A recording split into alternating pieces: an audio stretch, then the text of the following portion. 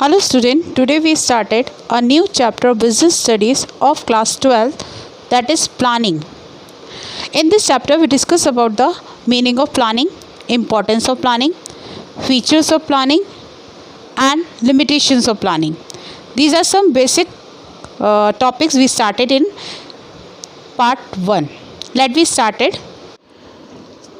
Now student, we discuss about the meaning of planning. Planning is a primary function of management. It focuses on the future course of action. It is a primary manager activity that specifies the objective to be achieved in a future.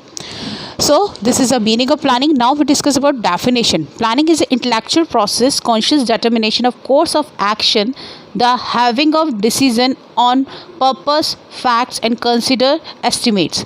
Generally एक हम लोग का mental process होता है, तो हमेशा हम planning दिमाग से करते हैं. तो एक इंटेलेक्चुअल प्रोसेस होता है जिसमें ये सोचा जाता है कि हम किस तरीके से अपने काम को करेंगे, किस तरीके के डिसीजंस लेंगे और हमारा उससे ऑब्जेक्टिव अचीव हो जाए, यानी जो हमने एस्टिमेट किया, जो हमने सोचा है वो हमारी चीज़ें कंप्लीट हो जाए. तो ये है प्लानिंग. तो प्लानिंग करना बहुत ज़रूरी होता है. एग्जाम्पल है, आपके घर में कोई फंक्शन होगा तो आप पहले से सोचते हो कि आपको क्या करना है, कैसे करना है.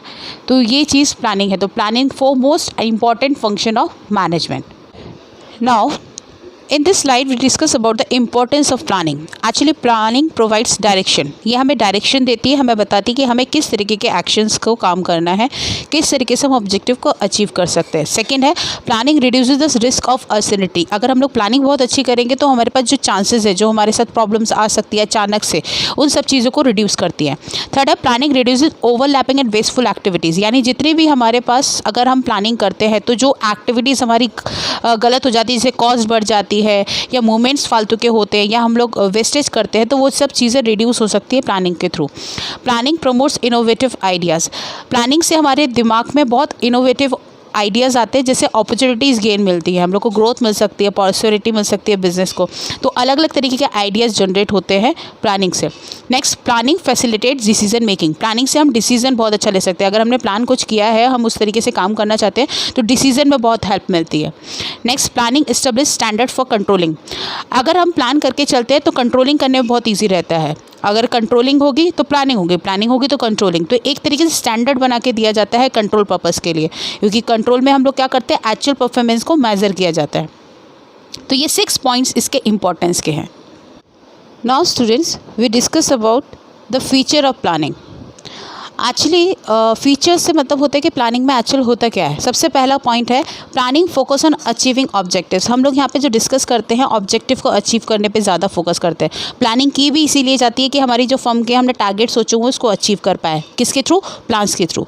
सेकेंड है, प्लानिंग एक प्राइमरी फंक्शन है मैनेजमेंट का, यानी सबसे पहले फंक्शन यही है. सबसे पहले हम जो मैनेजमेंट में वर्क करेंगे वो यही प्लानिंग करेंगे. थर्ड है, प्लानिंग इज परवेसिव, यानी ओवरऑल, यानी जितने भी लेवल्स पे होगा, हम टॉप, मिडिल या लोअर, जितने भी लेवल्स है सब जगह पे प्लानिंग की जाती है. Next, planning is a continuous. Almost जितनी भी एक्टिविटीज़ होती हैं उन समय में हर जगह पे प्लानिंग लगती है. प्लानिंग कभी ख़त्म नहीं होती, इसलिए कंटिन्यूस मैनर में रहती है. एक ख़त्म होता है वर्क तो फिर दोबारा प्लानिंग स्टार्ट हो जाती है, तो कंटिन्यूस मैनर में रहती है. Planning is futuristic. हम लोग फ्यूचर को देखते हुए प्लानिंग करते हैं, यानी जो भी हमें फ्यूचर में काम करना है उसको ध्यान में रखते हुए काम करते हैं. Planning involve decision making. Planning हम एक तरीके से हमारे डिसीजंस के ऊपर बेस करती है. हमने जो डिसीजन लेना है वो हम प्लान करके चलेंगे कि हमें आगे चल के इस तरीके के डिसीजंस लेना है. चॉइसेस होती है हमारे पास, उसमें से बेस्ट ऑल्टरनेटिव हम निकालते हैं. सेवन्थ है, planning is a mental exercise. No doubt हम लोग का पूरा मेंटल स्टेटस इस पर डिपेंड करता है कि हम किस तरीके की सोच रखते हैं, हमारी इंटेलेक्चुअल एक्टिविटी क्या है, उसके हिसाब से लॉजिकली प्लानिंग की जाती है. तो ये फीचर्स हैं हमारे प्लानिंग के. Now student, we discuss about the limitations of planning. Limitation यानी ड्रॉबैक्स. प्लानिंग के ड्रॉबैक्स हैं. पहला है, प्लानिंग लीड्स टू रिजिडिटी, यानी प्लान्स को हम चेंज नहीं कर सकते हैं.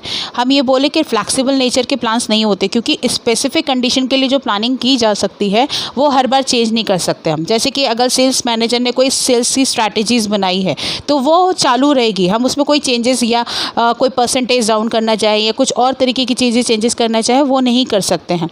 तो प्लानिंग जो प्री डिसाइडेड प्लान होते हैं उनको सर्कमस्टेंसेस में ही चेंज कर सकते हैं, कोई स्पेसिफिक, अदरवाइज नहीं. नेक्स्ट, प्लानिंग में not work in dynamic environment. Actually क्या है, डायनेमिक मतलब चेंजेस.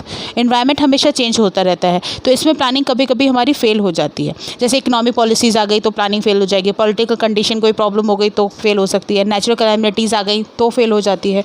तो डायनेमिक नेचर में प्लानिंग नहीं काम करती. Next, planning reduces creativity. Planning पता है आप लोगों को कि टॉप मोस्ट लेवल वाला वर्क करता है, यानी जितने हायर अथॉरिटीज़ पे होते हैं वही प्लान्स हम लोग के लिए बनाते हैं, तो बाकी सब लोगों की क्रिएटिविटी ख़त्म कर देता है। अगर प्लानिंग एक ही लेवल पे हो रही है, बाकी लोग नहीं उसमें कोई भी इनिशिएटिव ले रहे हैं या फिर किसी भी तरीके का कोई सजेशंस आ रहा है, तो हमारी क्रिएटिविटी ख़त्म हो जाती है। Next, planning involves huge cost. Planning, जब भी प्लान्स बनाए जाते हैं उसमें बहुत बड़ी कॉस्ट लगती है। बहुत बड़ी कॉस्ट से मतलब यानी बहुत बड़ा खर्चा आता है, एफर्ट्स वगैरह भी बहुत लगाए जाते हैं, तो इसलिए ह्यूज कॉस्ट इन्वॉल्व होती है प्लानिंग में। नेक्स्ट, इसके बाद नेक्स्ट लिमिटेशंस है इसकी। Planning is time consuming process. Planning में बहुत सारा समय लगता है, बहुत सारा समय मतलब यानी प्लानिंग एक थिंकिंग प्रोसेस होता है और लेंथी प्रोसेस भी होता है।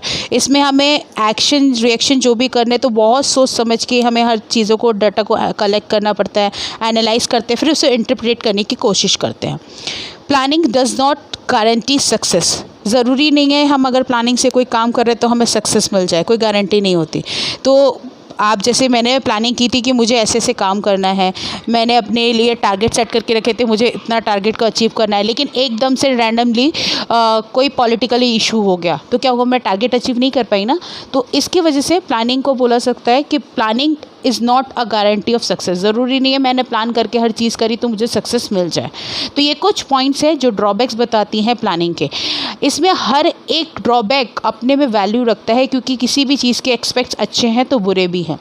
तो ये यहाँ तक के टॉपिक मैं आपको कंप्लीट कर रही हूँ। तो आपने प्लानिंग का मीनिंग, दैन उसकी definition, then importance, then features and after that limitation इस टॉपिक में कंप्लीट किया है। If you have any query, please give response in a ERP. Thank you, students.